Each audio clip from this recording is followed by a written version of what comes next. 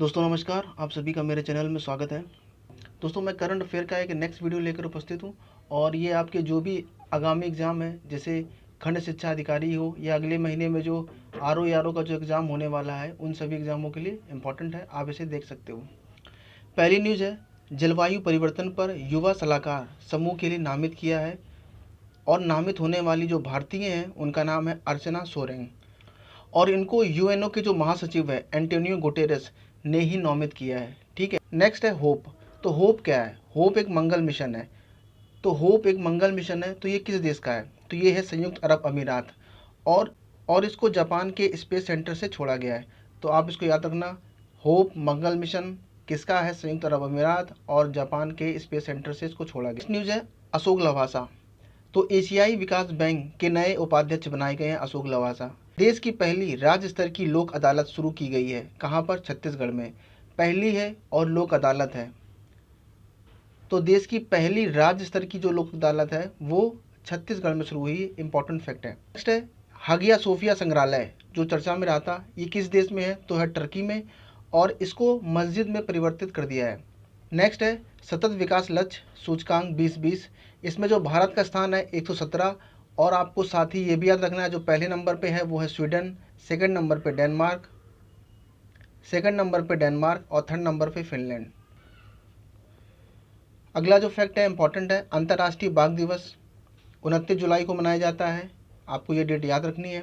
भारत में बाघों के संरक्षण के लिए वर्ष 1973 में शुरू किया गया था प्रोग्राम, जिसका नाम था प्रोजेक्ट टाइगर। पेपर में ये भी पूछता है कि जो प्रोजेक्ट टाइगर है वो कब शुरू किया गया था? तो 1973 में। इसके बाद विश्व हेपेटाइटिस दिवस 28 जुलाई को मनाया जाता है और मनाया गया। तो इसकी जो थीम थी वो ये थी, हेपेटाइटिस मुक्त भविष्य। तो पेपर में थीम भी पूछता है यूपीपीएससी के एग्ज़ाम में। है मौसम।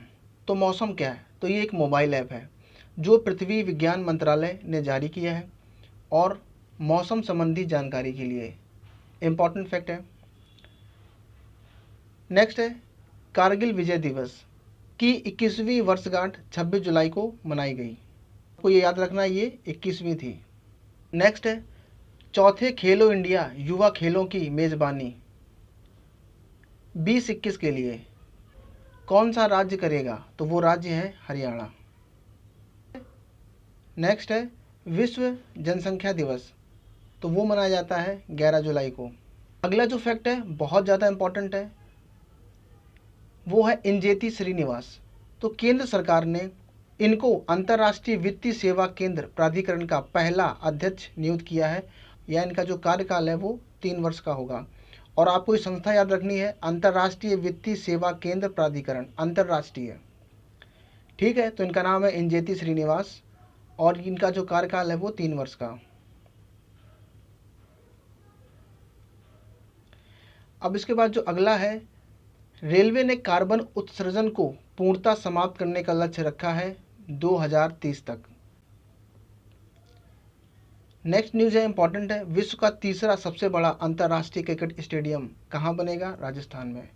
और जो सबसे बड़ा क्रिकेट स्टेडियम वो कहाँ पर है? तो मोटेरा, तो वो है मोटेरा गुजरात में। अगली न्यूज़ है आनंदीबेन पटेल, इनको उत्तर प्रदेश के अलावा मध्य प्रदेश का भी राज्यपाल बनाया गया है। तो ये उत्तर प्रदेश की राज्यपाल के साथ साथ मध्य प्रदेश की भी राज्यपाल बनाई गई है। इसके बाद जो नेक्स्ट न्यूज़ है इंपॉर्टेंट है, इमरान ख्वाजा, ये आईसीसी के नए चेयरमैन बने हैं और इससे पहले जो चेयरमैन थे वो थे शशांक मनोहर। इंपॉर्टेंट न्यूज़ है के वेणुगोपाल, ये भारत के महान्यायवादी हैं और जो इनका टेन्योर है वो 1 वर्ष के लिए बढ़ा दिया गया है। जो अगली न्यूज़ है इंपॉर्टेंट हो सकती है आपके एग्जाम के लिए, उत्तर प्रदेश विशेष सुरक्षा बल, शॉर्ट फॉर्म है UPSSF, Uttar Pradesh special security force. इस बल का गठन उत्तर प्रदेश सरकार ने किया। इसका उद्देश्य मेट्रो, एयरपोर्ट, बैंक, वित्तीय संस्थान, औद्योगिक संस्थान और जो भी हमारे धार्मिक स्थल हैं, जो भी हमारे महत्वपूर्ण स्थल हैं, उन सभी को ये सुरक्षा प्रदान करेगा। अभी इसकी 5 बटालियन प्रस्तावित हैं। तो उत्तर प्रदेश विशेष सुरक्षा बल। अब जो अगली न्यूज़ है वो है, उत्तर प्रदेश ने किस हवाई अड्डे को अंतर्राष्ट्रीय हवाई अड्डा घोषित करने की मंजूरी प्रदान की है? तो वो है कुशीनगर हवाई अड्डे को।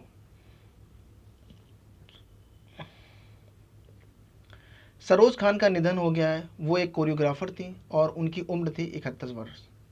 पेपर में कभी वर्ष भी पूछ लेता है। कोविक्स, तो कोविक्स क्या है?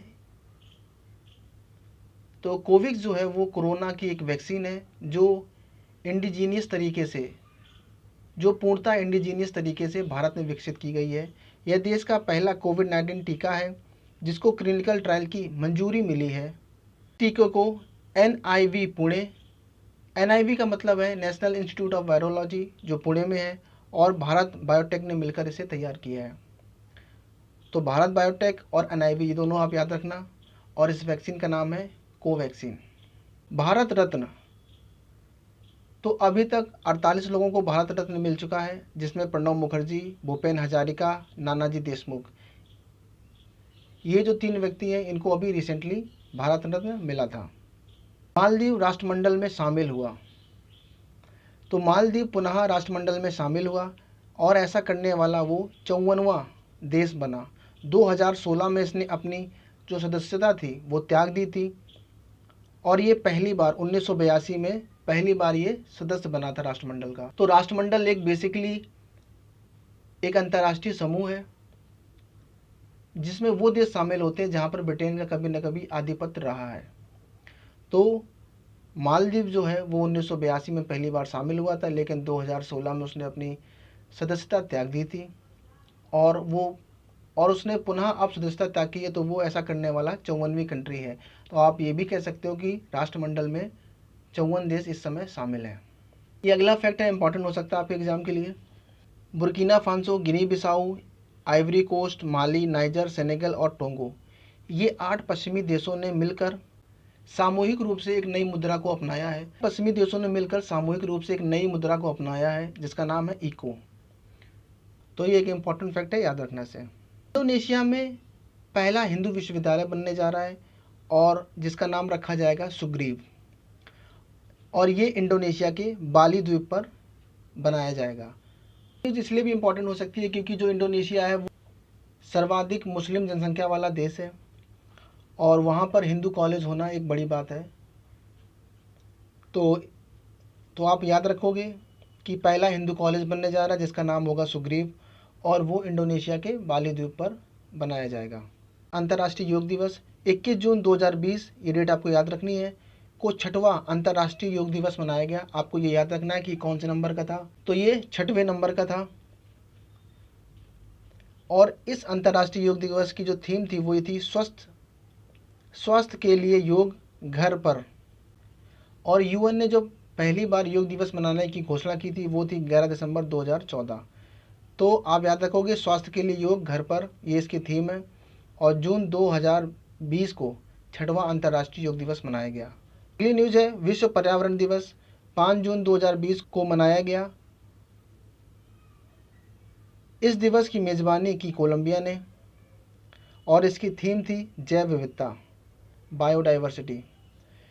विश्व का दूसरा सबसे बड़ा PPE किट निर्माता बना है भारत और पहले नंबर पे कौन है? चीन। तो ये था आज का बेस्ट करंट अफेयर। अगर आपको वीडियो अच्छा लगा है तो प्लीज़ को लाइक करें, शेयर करें, सब्सक्राइब करें। आपका दिन शुभ हो। बहुत बहुत धन्यवाद।